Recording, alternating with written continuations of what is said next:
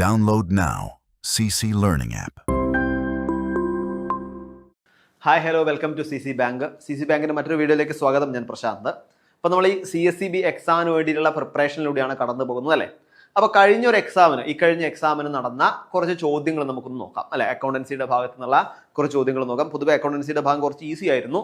അപ്പോൾ നമുക്ക് നോക്കാം അക്കൗണ്ടൻസിയുടെ ഭാഗത്തുള്ള ചോദ്യങ്ങൾ ഏതൊക്കെയാണ് വന്നത്, ഏതൊക്കെയാണ് അതിൻ്റെ ഉത്തരങ്ങൾ എന്നുള്ള കാര്യങ്ങൾ നമുക്ക് എന്ത് ചെയ്യാം, ഒന്ന് ഡിസ്കസ് ചെയ്യാം. ഓക്കെ, അപ്പോൾ നോക്കൂ, ആദ്യത്തെ ചോദ്യം ഇതാണ്. The process of entering the ledger is called. അതായത് ലെഡ്ജറിലേക്ക് എൻ്റർ ചെയ്യുന്നതിനെ നമ്മൾ വിളിക്കുന്ന പേരെന്താണെന്നാണ് ചോദിക്കുന്നത്. വളരെ എളുപ്പമുള്ള ചോദ്യമാണ് അല്ലേ. ജേർണലൈസിങ്, എൻറ്ററിങ്, പോസ്റ്റിങ്, ക്ലോസിങ് എൻട്രി ഏതായിരിക്കാം? ഈ ഒരു ചോദ്യം വായിക്കുമ്പോൾ ഓപ്ഷൻസ് വേണ്ട. ശരിക്കും പറഞ്ഞാൽ ഇതിന് എൻറ്ററിങ് ടു ലെഡ്ജർ എന്ന് പറയുമ്പോൾ തന്നെ നമുക്കറിയാം അതിന്റെ പേരെന്താണ് വരിക, പോസ്റ്റിംഗ് എന്നാണ് അല്ലെ. ഏതാണ്? പോസ്റ്റിംഗ് ആണ് ആൻസർ വരിക. കഴിഞ്ഞ എക്സാമിന് ചോദിച്ചതാണ്. ഏതാണ് ആൻസർ? പോസ്റ്റിംഗ് ആണ് ആൻസർ ആയിട്ട് വരിക അല്ലെ. അപ്പോൾ അടുത്ത ചോദ്യം നോക്കാം. ഏതായിരിക്കും വരിക? Okay, the total asset of an organisation are the owners equity and dash. അതായത് നമ്മളെ എന്താണ് ഒരു ഓർഗനൈസേഷന്റെ ടോട്ടൽ അസറ്റ് എന്ന് പറയുന്നത് ഓണേഴ്സ് ഇക്വിറ്റിയും പിന്നീട് എന്തുമാണെന്നാണ് ചോദ്യം അല്ലെ. നോക്കിയേ, current asset, working capital, income earned, liabilities. അപ്പൊ നമ്മളെ ടോട്ടൽ അസറ്റ് എന്ന് പറയുമ്പോൾ ഒരു ഓർഗനൈസേഷന്റെ ടോട്ടൽ അസറ്റ് എന്ന് പറയുമ്പോൾ സ്വാഭാവികമായിട്ടും അതിൽ എന്ത് വരുന്നുണ്ട്?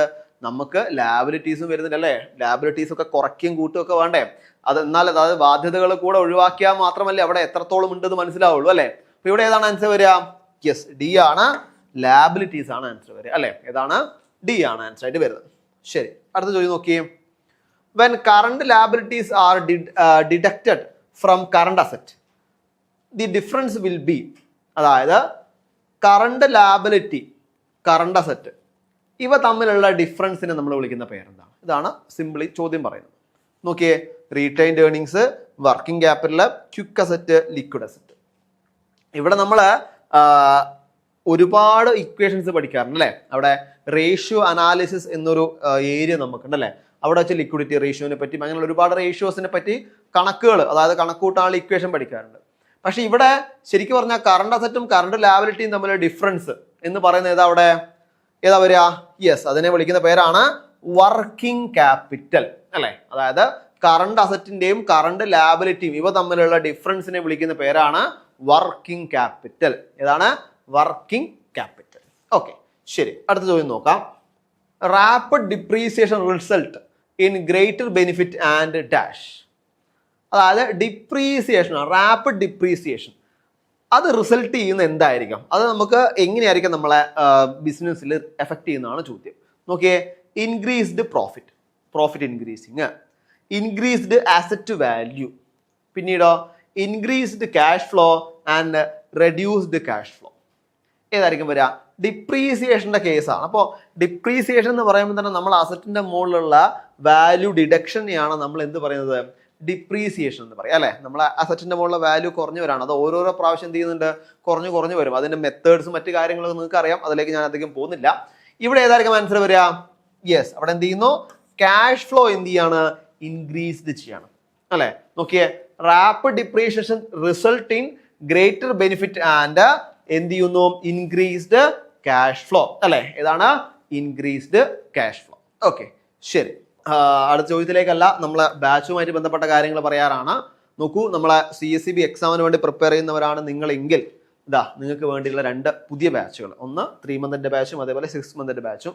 ആ 3 മന്തിന്റെ ബാച്ച് എക്സാം ഓറിയന്റഡ് ബാച്ച് ആയിരിക്കും. അപ്പോൾ എക്സാമായിട്ട് ബന്ധപ്പെട്ടുള്ള പ്രീവിയസ് ഇയർ ക്വസ്റ്റ്യൻ ഡിസ്കഷനും മറ്റു കാര്യങ്ങളൊക്കെ ആയിരിക്കും പ്രധാനമായിട്ടും 3 മന്ത് ബാച്ചിൽ നിങ്ങൾക്ക് ഉണ്ടാവുന്നത്. 6 മന്ത് ബാച്ച് എന്ന് പറയുമ്പോൾ നമുക്ക് ആദ്യമേ, അതായത് ഈ എക്സാമിന് വേണ്ടി പ്രിപ്പറേഷൻ 1ാം ഘട്ടം മുതൽ തുടങ്ങണം എന്ന് വിചാരിക്കുന്നവർക്ക് അങ്ങനെ പഠിച്ചു തുടങ്ങാൻ വേണ്ടിയിട്ടാണ് നമ്മളെ 6 മന്ത് ബാച്ച്. അപ്പോൾ ആദ്യം മുതലേ ബേസിക് ആയിട്ടുള്ള കാര്യങ്ങൾ പഠിച്ച് പിന്നീട് ഇന്റർവ്യൂ എന്ന രീതിയിൽ പിന്നീട് ഏറ്റവും അഡ്വാൻസ് ലെവലായിട്ടുള്ള ചോദ്യങ്ങളും മറ്റോ കൊടുത്തൊക്കെയാണ് നമ്മളെ 6 മന്ത് ബാച്ച് പോകുന്നത്. അപ്പോൾ ഈ 2 ബാച്ചും അവൈലബിൾ ആണ്. ഈ 2 ബാച്ചുമായി ബന്ധപ്പെട്ട കാര്യങ്ങൾ അറിയാനും ബാച്ചിൽ ജോയിൻ ചെയ്യാൻ നമ്മളെ ബോർഡ് നമ്പർ ആയ 89 21 44 05 80 എന്നീ നമ്പറിലേക്ക് നിങ്ങൾക്ക് എന്ത് ചെയ്യാം? കോൺടാക്ട് ചെയ്യാവുന്നതാണ്. ഓക്കെ, ശരി, അടുത്ത ചോദ്യം നോക്കാം. In cooperative societies the R&P account is prepared instead of dash. ഏതായിരിക്കാം? കോപ്പറേറ്റീവ് സൊസൈറ്റിയിൽ R&P അതായത് receipt and payment account is prepared instead of dash. ഏതായിരിക്കാം? General ledger, day book, trial balance, cash book.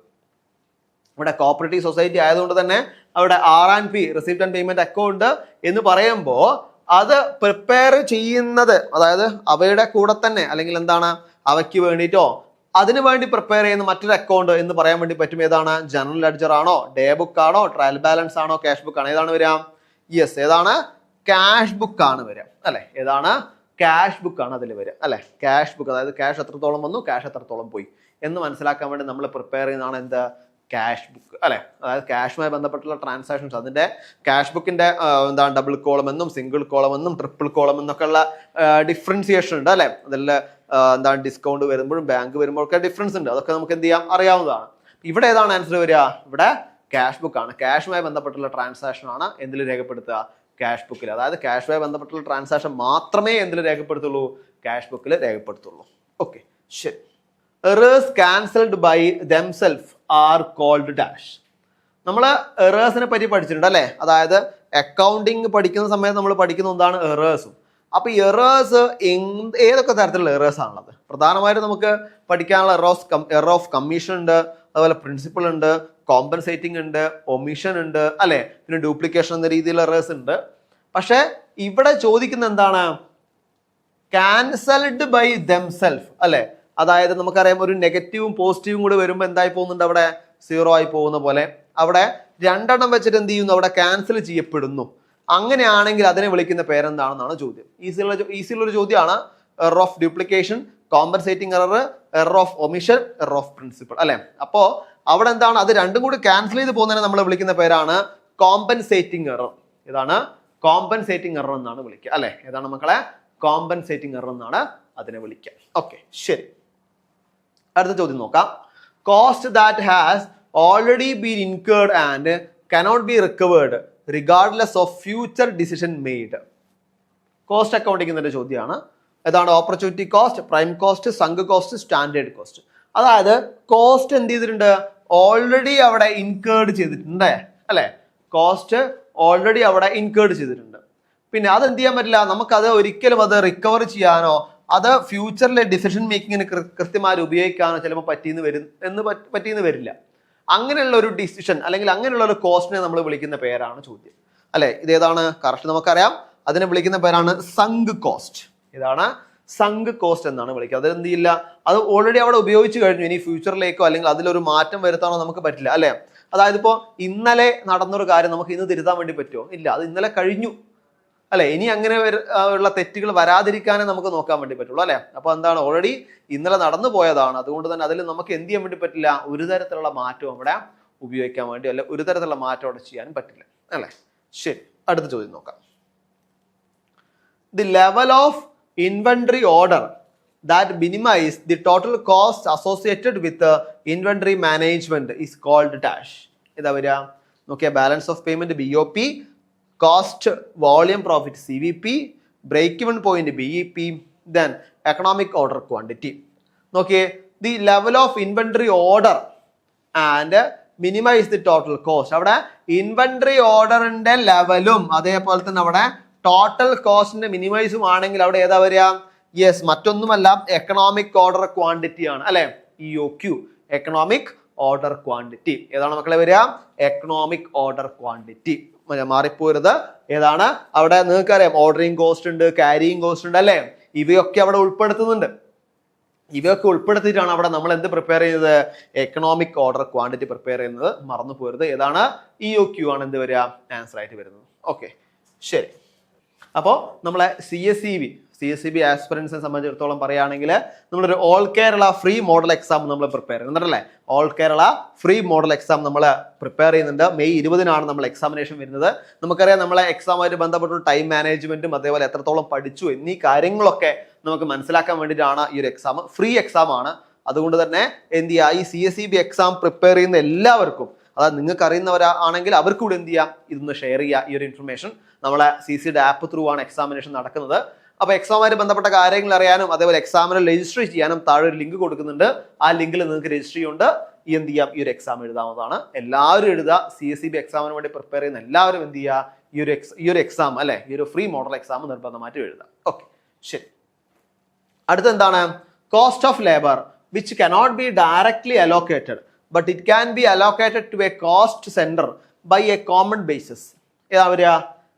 Common basis of apportionment is called dash. ഏതാ? Fixed overhead, direct labour cost, indirect labour cost, variable overhead. ഏതാണ് വരുന്നത്? Yes, indirect labour cost ആണ് അല്ലേ? ഏതാണ്? Indirect. അതായത് cannot be directly allocated. അത് എന്ത് ചെയ്യുന്നില്ല? ഇൻഡയറക്റ്റ് ആയതുകൊണ്ട് തന്നെ അത് ഡയറക്ട്ലി അതിനെ എന്ത് ചെയ്യുന്നില്ല? ബാധിക്കുന്നില്ല അല്ലെ? കനോട്ട് ബി ആണ്, അതിന് ഡയറക്ട്ലി ഇവിടെ ബാധിക്കുന്നില്ല. ഇപ്പൊ നമുക്ക് പറയുകയാണെങ്കിൽ ഇപ്പോൾ ഇൻഡയറക്റ്റ് കോസ്റ്റ് എന്ന രീതിയിൽ പറയുകയാണെങ്കിൽ ഇപ്പൊ നമുക്ക് പറയാം എന്താണ് നമ്മളെ ഇലക്ട്രിസിറ്റി കോസ്റ്റ്, ഇങ്ങനെയുള്ള കാര്യങ്ങളൊക്കെ എന്താ ഇൻഡയറക്റ്റ് ആണ്, നമുക്ക് അതിനെ എന്ത് ചെയ്യുന്നില്ല? അവിടെ ഡയറക്ട്ലി ബാധിക്കുന്നില്ല. എന്നാൽ അതില്ലാതെ നമുക്ക് എന്ത് ചെയ്യാൻ വേണ്ടി പറ്റില്ല? അവിടെ പ്രൊഡക്ഷൻ നടത്താൻ വേണ്ടി പറ്റില്ല അല്ലെ? അപ്പോ അവിടെ ഏതാണ് വരിക? ഇൻഡയറക്റ്റ് ലേബർ കോസ്റ്റ് ആണ് അവിടെ വരുന്നത്. ഏതാണ്? Indirect labour cost. Okay, but it cannot be allocated to a cost centre by a common basis of dash എന്ന് പറയുമ്പോൾ ഏതാണ്? ഇൻഡയറക്റ്റ് ലേബർ കോസ്റ്റ് ആണ്. എന്ത് ചെയ്യാൻ പറ്റില്ല? അത് നമുക്ക് ഇൻഡയറക്റ്റ് ലേബർ കോസ്റ്റ് ആയതുകൊണ്ട് തന്നെ ഡയറക്റ്റ്ലി അത് ഇവിടെ ചെയ്യുന്നില്ല. ഡയറക്റ്റ്ലി അത് ആ ഒരു കോസ്റ്റിലേക്ക് വരുന്നില്ലെങ്കിൽ കൂടെ തന്നെ അതില്ലാതെ നമുക്ക് എന്ത് ചെയ്യാൻ വേണ്ടി പറ്റില്ല? ആ ഒരു ജോബ്, സെർട്ടൻ ജോബ് അവിടെ കംപ്ലീറ്റ് ചെയ്യാൻ വേണ്ടി പറ്റില്ല. ഓക്കെ, അത്തരത്തിലുള്ളതിനെയാണ് നമ്മൾ എന്ത് പറയാ? ഇൻഡയറക്റ്റ് എന്ന വാക്കുകൊണ്ട് അർത്ഥമാക്കുന്നത്. ശരി, അപ്പൊ ഇതൊക്കെയാണ് നമുക്ക് ഇന്ന് പ്രിപ്പയർ ചെയ്യാനുള്ള അല്ലെങ്കിൽ ഇന്ന് ഡിസ്കസ് ചെയ്യാനുള്ള ചോദ്യങ്ങൾ. ഇനിയുണ്ട് ചോദ്യങ്ങൾ, നമുക്ക് വരുന്ന ദിവസങ്ങളിൽ എന്ത് ചെയ്യാം? ബാക്കി ചോദ്യങ്ങൾ ഡിസ്കസ് ചെയ്യാം. അപ്പൊ അതുകൊണ്ട് തന്നെ നമ്മളെ CSEBയുടെ ബാച്ചിനെ പറ്റി ഞാൻ പറഞ്ഞു, എന്നാൽ ഒന്നുകൂടി പറയാം. നമ്മളെ 3 month and 6 month batch available ആണ്. അപ്പോൾ നിങ്ങൾക്ക് എന്ത് ചെയ്യാം? നമ്മളെ ബാച്ചുമായി ബന്ധപ്പെട്ട കാര്യങ്ങൾ അറിയാനും ബാച്ചിൽ ജോയിൻ ചെയ്യാനും നമ്മളെ ബോർഡ് നമ്പറിലോ അല്ലെങ്കിൽ താഴെ ഒരു ഗൂഗിൾ ഫോം കൊടുത്തിട്ടുണ്ട്. ആ ഗൂഗിൾ ഫോം ത്രൂ നിങ്ങൾക്ക് എന്ത് ചെയ്യാം? ഞങ്ങളുമായിട്ട് കോൺടാക്ട് ചെയ്യാം. പിന്നീട് നമ്മളെ ചാനൽ ആദ്യമായിട്ട് കാണുന്നവരാണെങ്കിൽ ചാനൽ എന്ത് ചെയ്യുക? സബ്സ്ക്രൈബ് ചെയ്യാം.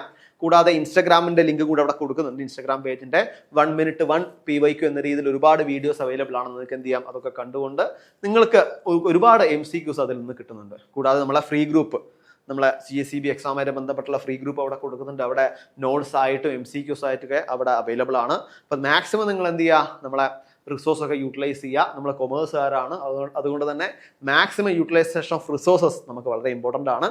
അതുകൊണ്ട് തന്നെ ഇത്തരത്തിലുള്ള കാര്യങ്ങളൊക്കെ മാക്സിമം യൂസ് ചെയ്യുക. നല്ല രീതിയിൽ പ്രിപ്പയർ ചെയ്തുകൊണ്ട് വരുന്ന എക്സാമിന് വേണ്ടി നല്ലൊരു പ്രിപ്പറേഷൻ നടത്തിക്കൊണ്ട് നല്ലൊരു മാർക്ക് സ്കോർ ചെയ്ത് എത്രയും പെട്ടെന്ന് തന്നെ ഒരു ജോലി, നിങ്ങളെ സ്വപ്ന ജോലി നേടിയെടുക്കാൻ സാധിക്കട്ടെ. എല്ലാവിധ ആശംസകളും. Thank you so much. Download now. CC Learning app.